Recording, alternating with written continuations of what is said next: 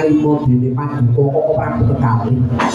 Sampun kepareng marang panguwuni panyuwunipun para kadang Pandhawa kepareng kula badhe matur. Wonten bab pigatos nedya kula aturaken kepareng Paduka paring pepadhang menapa ingkang dados gegayuhanipun para Pandhawa sekawit. Sabibaripun Yayi Bratasena babat wana marta satemah Pandhawa nampi kamukten ingkang awujud negari Ngamarta inggih negari Indraprahasta menika. Lajeng Puntadewa pinilih pinipaya nampi amanah kinarya dados ratu wonten ing negari Ngamarta. Samangke para Pandhawa sampun gembleng tekadipun nedya ngawontenaken upacara syukur.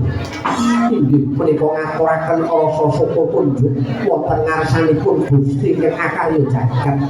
Dene sampun paring kamukten ingkang awujud negari Ngamarta. Dene upacara syukur kala wau nedya nindakaken ingkang nama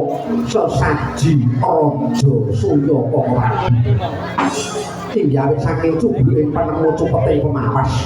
mila para Pandhawa datang muningani sesaji Raja Surya menika werdinipun menapa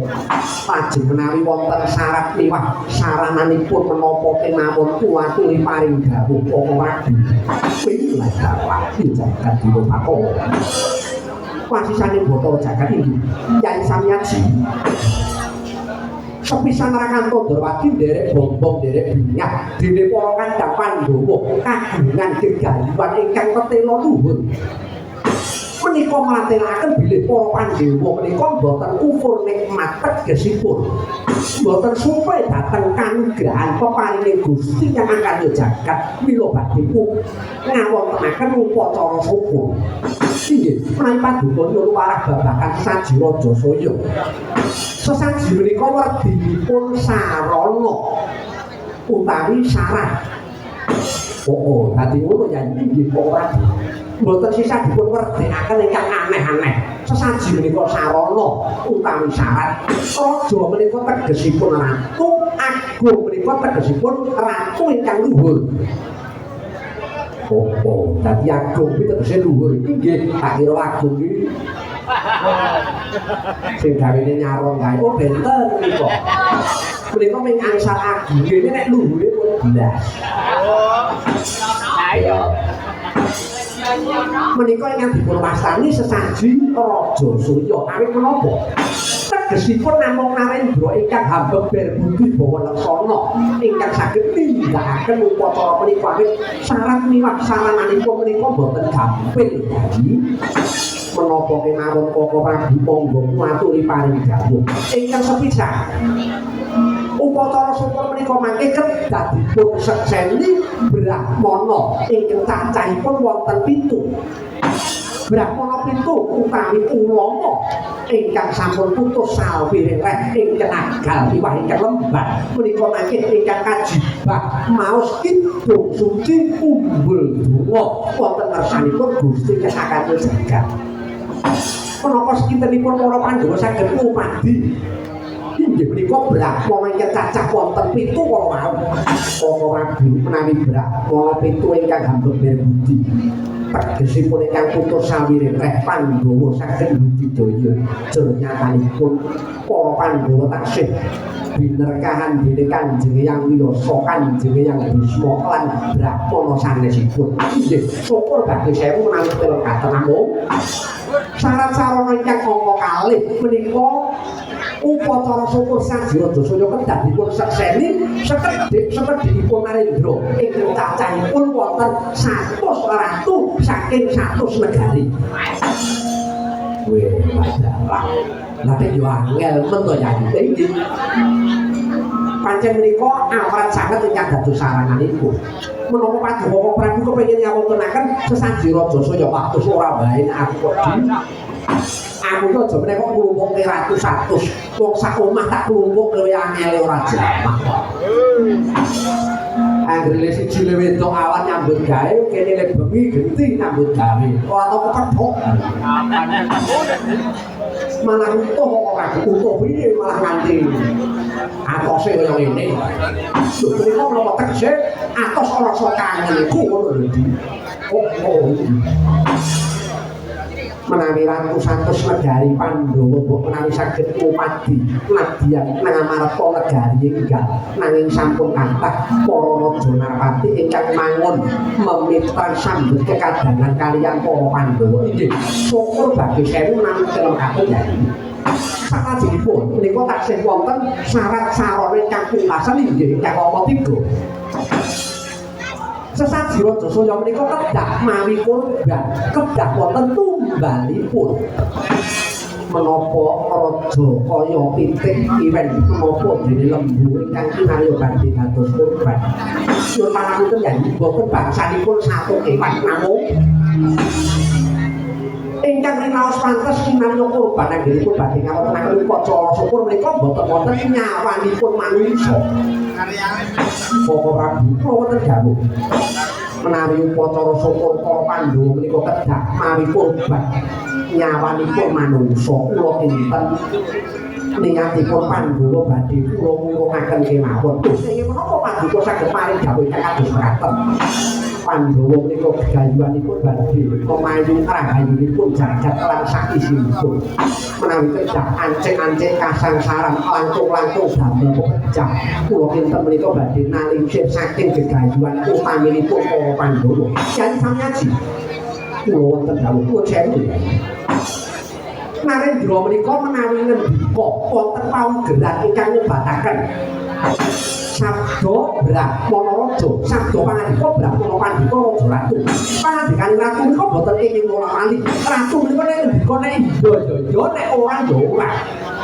Ampun ngantos Pandhawa menika minyang liur adeg-adegipun.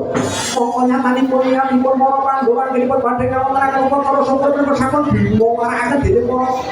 kawula saindenging negari Ngamarta menawi lajeng badhe Pandhawa urungaken menapa boten badhe kecalan kawibawan Pandhawa menawi Narendra sampun kecalan kawibawan para kawulanipun sampun boten pitaya kaliyan ratu gustinipun tegesipun Narendra kang kecalan kapitayan boten ngrungu negari menika mangke samsaya dangu badhe samsaya ringkih inggih nuwun sewu nyanyi boten ateges rebah-rebah pisan namung nuwun sewu leres panjenenganipun Nyanyi Kresna menika sampun dipun sekseni Pandhawa badhe ngawontenaken upacara syukur lha badhe dipun urungaken menika kados pundi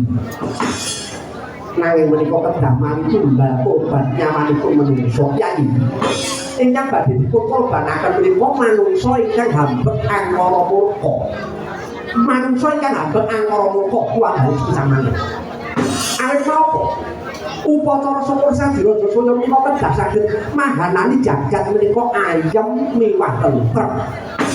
mongko jagat menika boten badhe ayem boten badhe tentrem menawi taksih wonten golongane titah ingkang printen pantaran dalam pasan mbak angkara murka mumbar ujug hawa nafsu patang perkara lah manungsa ingkang anggadhahi mata angkara murka menika ingkang rinaos pantes hadal korban anggenipun Pandhawa badhe ngawontenaken upacara syukur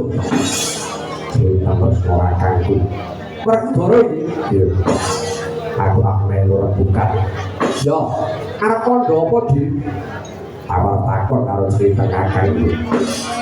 pun musnawu waluh karo Pandhawa wis pirang taun lho paribasan wiwit kuncung nganti gelongkong kakang wusel srawungan marang kadang-kadang para Pandhawa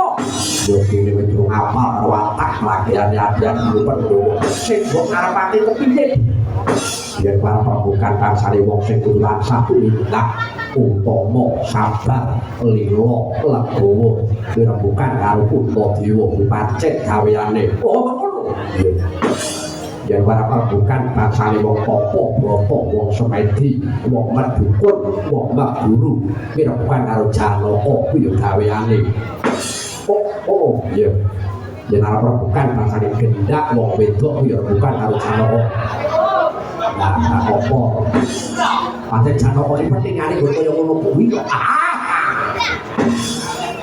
oh dadi ngono iya yen para bukan dasane wong tetanduran upamane nandur pari nandur bako supaya becik tandurane subur bukan karo nakula dadi garamane yen para bukan dasane wong open titik iwet aja kaya upamane open sapi open kebu bukan karo sadewa kuwi dadi garamane yo cak banjure piye di nanging yen kira-kira kresna para bukan dasane wong jotos jotosan wong kerengan yen perlu mateni wong rasan tak bukan harus sopo-sopo bukan ladimu sira iku dulu wae kanggo awakku yen pancen boleh pendulu maka ngenengake potong syukur bukan kurban wong sing apike angkara murka kan kandhakno yen ratu negarane ngendi yen satriya kasatriyane ngendi yen pendhita pertapane ngendi rasan datang dari sesuk-sesuk tak jangkae dina iki gawat lah hoplas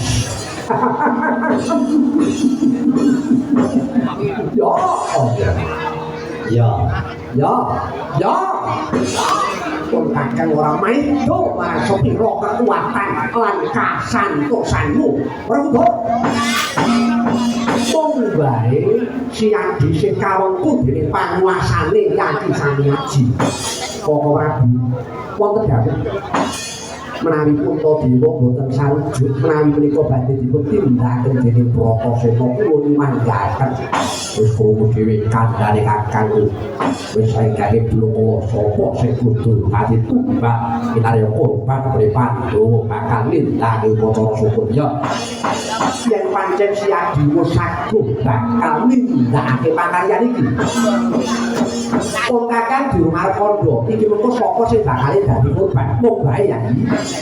selehno rasamu kepenak luwih dhisik iki mengko bakal ana warak saka paling Gusti Nyangkan Jagat lan samara pamoring suksma Shenok semoyo witayo ing sopi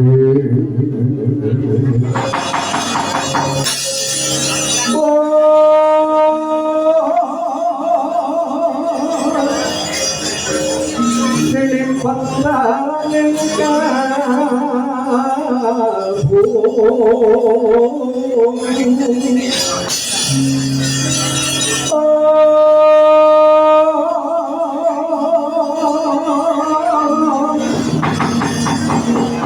pambukaning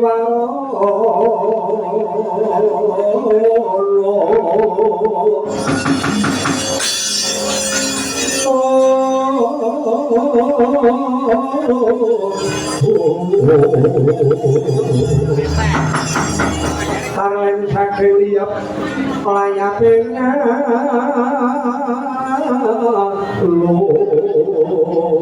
loyo